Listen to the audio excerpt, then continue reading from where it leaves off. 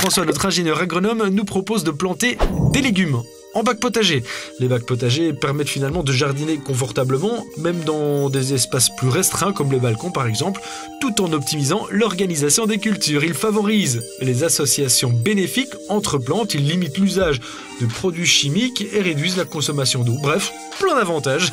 François, toi, tu nous expliques comment optimiser sa culture finalement en bac potager. Avant de commencer à planter, on va regarder pour améliorer, amender correctement le bac potager.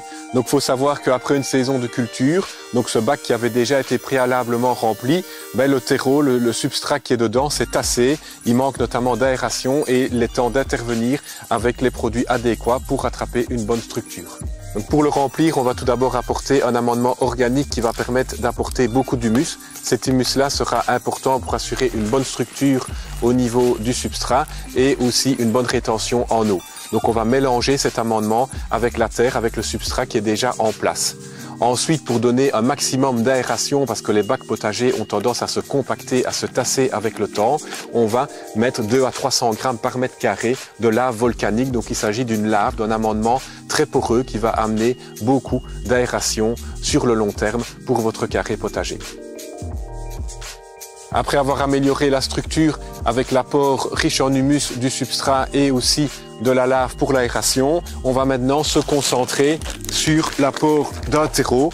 Un terreau pour légumes qui va fournir un bon démarrage à la culture aux différents légumes que l'on va planter parce qu'il apporte notamment beaucoup d'engrais organiques pour une bonne nutrition les premières semaines après la plantation. Donc reste maintenant à passer à l'étape de plantation proprement dite. Donc j'ai choisi ici différents légumes, donc notamment 2 types de choux.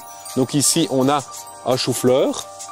J'ai également choisi un brocoli. Donc bien veiller à garder suffisamment d'espace entre la plantation des 2 choux parce que ça va quand même se développer de façon conséquente. Par après, un classique, j'ai choisi des salades. Donc ici on a une salade à couper, donc un trio de salades qui va donner différentes saveurs au niveau des légumes et 2 salades pommées que l'on va aussi disposer sur le bac potager. Et il me reste également un peu de place pour mettre une herbe aromatique pour agrémenter le tout. Il s'agit ici d'une ciboulette qui est très facile à entretenir. Il nous restera maintenant à arroser les différents légumes et à garder un terreau suffisamment humide en cours de végétation. Et dernier petit conseil, notamment pour les choux qui sont des légumes gourmands, n'hésitez pas à apporter d'ici quelques semaines un engrais organique pour que les choux terminent correctement leur développement avec de beaux légumes savoureux au moment de la récolte. Et le respect des calendriers au potager, c'est primordial. On en prend bonne note, François.